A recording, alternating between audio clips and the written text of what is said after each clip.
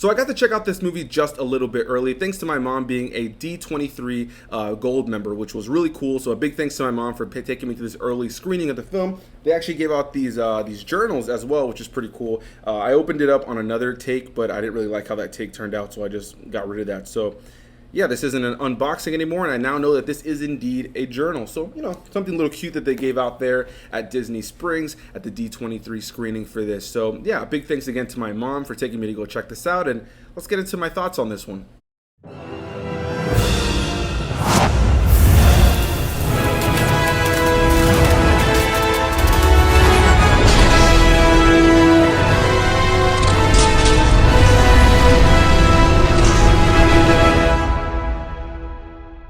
What's going on, everybody? Welcome back to another video, and in today's video we're going to be talking about Ron's Gone Wrong. So Ron's Gone Wrong is a brand new 20th Century Studios animated film starring people like Jack Dylan Grazer. You also have Zach Galifianakis in here, Ed Helms, Olivia Colman, and many others. The voice cast is definitely strong, and I really enjoyed our main leads.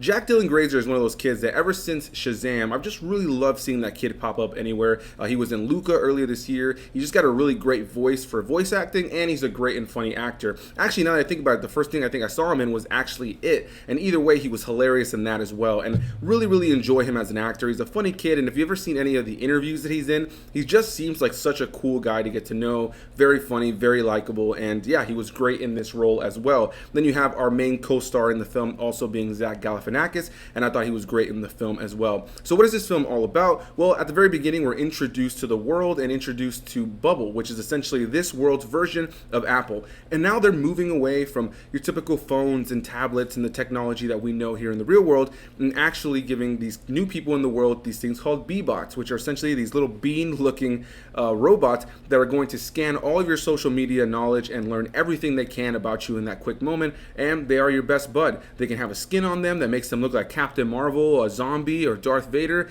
or they can just do whatever they want, and they can pretty much be your best friend. They know what kind of music you're into, they know what kind of movies you're into, they know what you like doing, and based on all those various traits and interests about yourself, they take that information and they start to friend you with other people. And the whole idea is that if you have a B-bot, you're in the social game. If you have a B-bot, you're one of the coolest kids in town. And that is when we meet the main character of the film, played by Jack, who is named Barney. And he's the one kid in the whole town that does not have a B-bot. His family doesn't really have a whole lot of money. His dad kind of sells these like little weird, intricate trinkets online, and his aunt is this interesting foreign woman. And so he doesn't really have the most inviting household. He doesn't have any friends, and he has a family that is, a bit unique. With that said, he's just disconnected. Over the course of the film, we start to learn a little bit more about his past, the various friends he used to have, those who are no longer his friends, and why his school situation is just a bit rough. Well, one day after, a very sad moment, his dad finally decides to get him a B-bot. But however, this B-bot Ron actually is defective because it fell out of one of the transportation delivery vehicles. And so you now have Barney getting his first ever B-bot, excited, but this one is a bit defective and doesn't really work like all the other ones. Now, with a story like this, I'm sure you can imagine, over the course of the film, our two main leads start to, build a bond. And what I can say about this movie is it reminded me a lot of Big Hero 6 minus the superhero element. In terms of the relationship between Baymax and our main character in that film, I really feel like this movie has a very similar dynamic.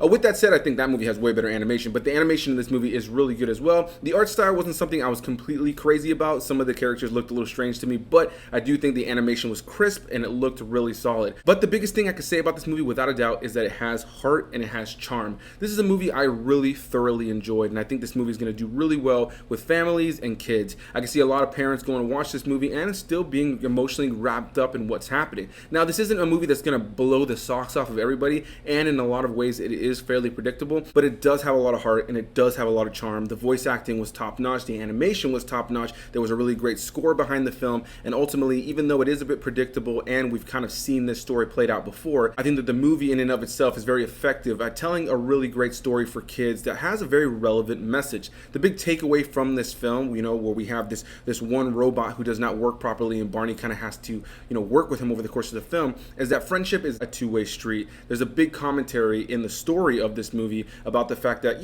we all have technology on us at all times, our phones, and we get lost in that. We get lost in social media, and sometimes it becomes a lot about us. It becomes a lot about kind of how we feel and how we're made happy, or, you know, me.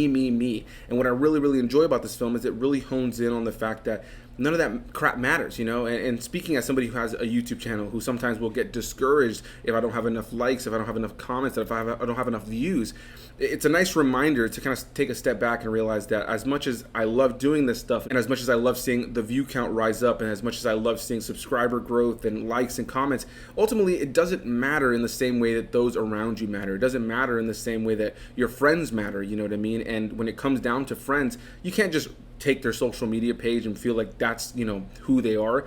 The reality of the situation is any friend or relationship you have in life has really been built on experience, on tough times, on great times, on laughter, on sadness, on real moments where you get to know one another, you know what I mean? And so this movie has a really big message when it comes to the whole element of not allowing what you see on social media to be the reality of who that person is. We know so many people in this world who take pictures just for the sake of making it seem like they have a more luxurious or happy life than they actually do, and we know that that is just a facade.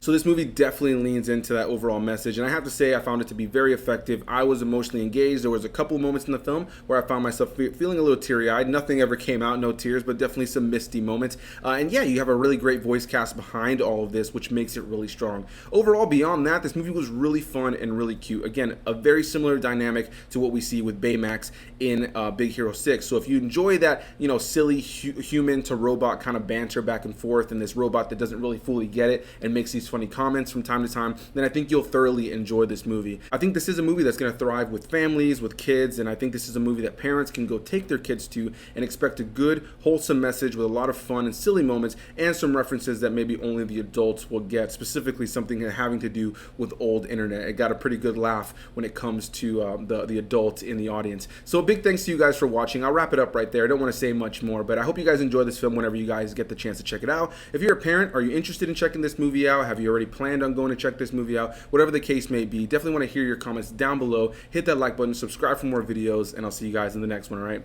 Bye-bye.